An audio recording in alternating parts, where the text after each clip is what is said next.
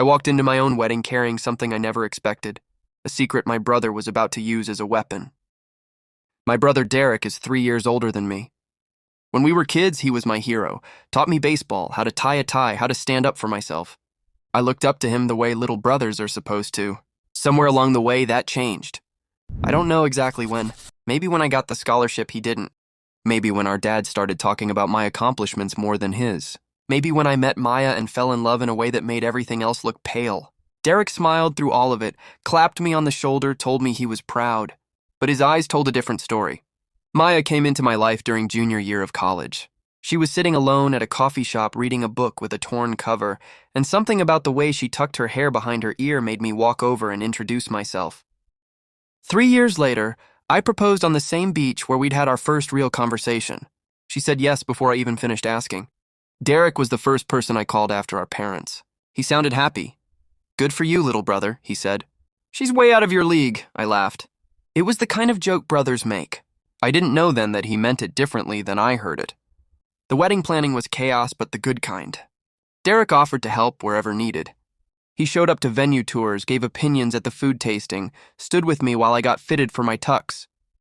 "You're doing the right thing," he told me, straightening my bow tie. Maya's good people. But looking back now, I remember the way his smile didn't quite reach his eyes. The way his compliments always came wrapped in something small and sharp. I didn't want to see it then, I see it now. The week before the wedding, Derek showed up at my apartment with 2 beers and an expression I couldn't read. "You ever wonder if you're making a mistake?" he asked. "Maya's great, don't get me wrong, but forever is a long time to keep secrets." I should have pushed, should have asked what he really meant. But he was already moving toward the door, already retreating behind that smile that never reached his eyes. "See you at the rehearsal," he said. And then he was gone.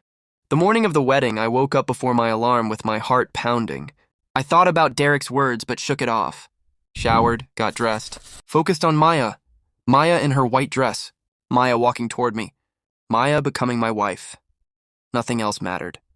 The ceremony was under a massive oak tree draped in fairy lights, exactly what Maya wanted. I stood at the altar with my best man watching the guests filter in. My mom cried before anyone even walked down the aisle. My dad kept patting my shoulder like he didn't know what else to do. Derek stood off to the side talking to someone I didn't recognize, a woman in a dark dress. They spoke quietly, intently, then she slipped away into the crowd. Derek caught me watching and smiled. "Thumbs up, everything's fine." I nodded and looked away. Then the music started and I forgot everything except her. Maya walked toward me on her father's arm, and the world narrowed to just her face, her smile, the tears she was trying so hard not to let fall. When she reached me, her father placed her hand in mine. "Take care of her," he whispered. "I will," I promised, "forever." The officiant began speaking, but I barely heard him. All my attention was on Maya's hand and mine, the way her thumb traced small circles on my skin. The future I could already see stretching out in front of us. Then it was time for vows. Maya went first, her voice shaking at the beginning, then steadying as she talked about the coffee shop, the torn book, the way I'd walked up to her like I'd known her forever. By the time she finished, half the guests were crying, including me. I pulled out the card where I'd written my vows, cleared my throat, looked at the woman who was about to become my wife, and then Derek stepped forward. "Before he says anything," Derek announced loud enough for everyone to hear, "there's something you should all know." The world stopped. I turned to look at him. He wasn't smiling anymore. His face was something else entirely, something I'd never seen before. "Derek," I said quietly, "don't." He ignored me and looked directly at Maya. "You know how you're always joking that he's too good to be true? Turns out you were right. 2 years ago he got someone pregnant. Paid for her to disappear, told no one. Not you, not our parents, not anyone." The words landed like bombs. Gasps, whispers. Maya's face going pale. "That's not true," I said, but my voice sounded distant. "That's absolutely not—" "Her name was Lisa," Derek interrupted. "She worked at that bar near campus. You dated her for 3 months before Maya came along. Remember her?" I remembered her. Of course I remembered her. But not the way he was saying. "I dated Lisa for 6 weeks," I said, my voice shaking. 6 weeks, 3 years before I met Maya. We were never serious. She was never pregnant." Derek raised an eyebrow. "Funny, because I have the texts, the ones where you panicked. The ones where you asked her to take care of it quietly. The ones where you sent her money." My stomach dropped. I had sent money. That part was true. Lisa had called me months after we stopped dating, frantic and scared. She was pregnant, she said. The guy she'd been with after me had disappeared. She didn't know what to do. She needed help. I helped her. Not because I was the father. I wasn't. We'd used protection and the timing didn't line up, but because she was alone and scared and I couldn't turn my back on someone in pain. I never told Maya because it wasn't mine to tell. Lisa had asked me to keep it private. She'd moved away, started over, built a life. I wasn't going to drag her past into my present. But Derek didn't know that, or maybe he did. Maybe he knew exactly what he was doing. I looked at Maya. Her eyes were wet. Her hand had gone limp in mine. Maya, I said, I swear to you, I am not that girl's father. I sent her money because she was scared and alone and needed help. That's it, that's all. She stared at me, searching for the truth. You should ask him how he knows about it, I said quietly. Ask Derek how he found out. Ask him why he's been saving this for the perfect moment. Everyone turned to Derek. For the first time, something flickered in his eyes. Doubt, panic, the realization that he might not have thought this through. I'm just telling the truth, he said, but his voice wavered. No, I said, you're telling a version of it. A version that makes me look guilty and you look like the hero. But here's the thing, Derek, I have receipts. Maya blinked. The money I sent Lisa wasn't cash. It was bank transfers, with memos, emergency help. Not mine, but here for you. I kept them because I wanted proof that I wasn't hiding anything. You thought you were smart. You thought you'd waited long enough, planned carefully enough that I wouldn't have evidence. But I've been covering my ass since the day you started looking at me like I was the problem. His jaw tightened. And Lisa? I continued. She'd testify in a heartbeat. She'd tell everyone exactly what happened. She'd tell them how you contacted her last month, asking questions, digging for dirt. She called me Derek. She warned me you were sniffing around. That was a bluff. Lisa hadn't called. But the look on Derek's face told me everything I needed to know. He had contacted her. He'd been planning this for weeks. Maya stepped closer to me. Tell me the truth, she said quietly. All of it, so I did. Right there in front of everyone, I told her everything. Lisa, the phone call, the money, the fear that if I told Maya about it, she'd think I was still carrying a torch for someone else. The realization that my silence had made me vulnerable.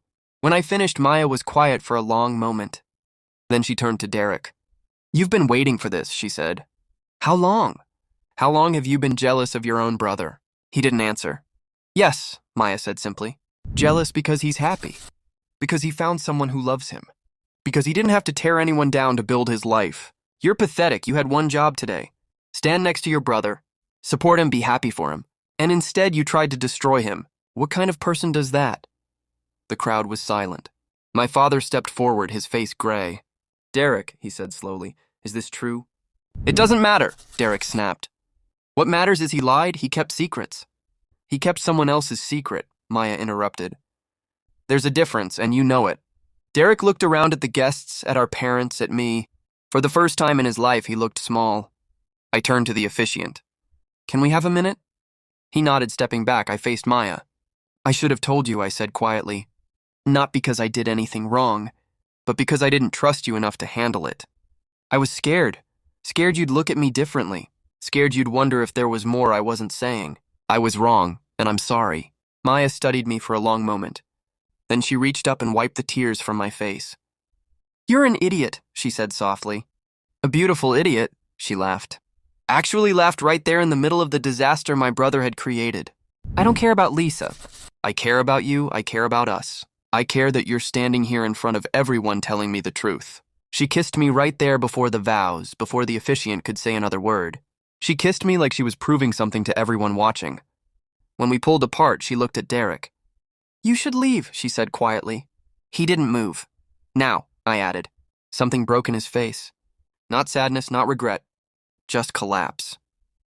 The realization that his plan had failed, that he'd shown everyone exactly who he was, that there was no going back.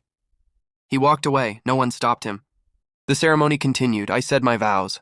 Maya said hers. We exchanged rings, signed the license, kissed again as husband and wife. And when we walked back down the aisle together, hand in hand, I felt lighter than I had in years. Not because my brother was gone. Because I was finally free of the weight of his jealousy, the constant measuring, the quiet competition I'd never asked to be part of. I didn't need his approval, I never had. At the reception, my dad pulled me aside. I'm sorry, he said. I should have seen it. Should have done something years ago. Not your fault, I said. He's still my son. And he's still my brother. But that doesn't mean I have to let him near my life. Dad nodded slowly. You married well. I know. Smart, strong. Doesn't take anyone's garbage, I laughed. Go dance with your wife. So I did. Derek texted me 3 days later. I'm sorry. I stared at the message for a long time. Then I typed back, I know, but I need space, a lot of it. His response came immediately. How long? I didn't answer. I still haven't. It's been 2 years now. Maya and I are expecting our first child, a girl. We're naming her after my grandmother, the one who always said family isn't about blood, it's about who shows up. Derek hasn't shown up. Sometimes I wonder if he will. Sometimes I wonder what I'd say if he did. But most days I don't wonder at all.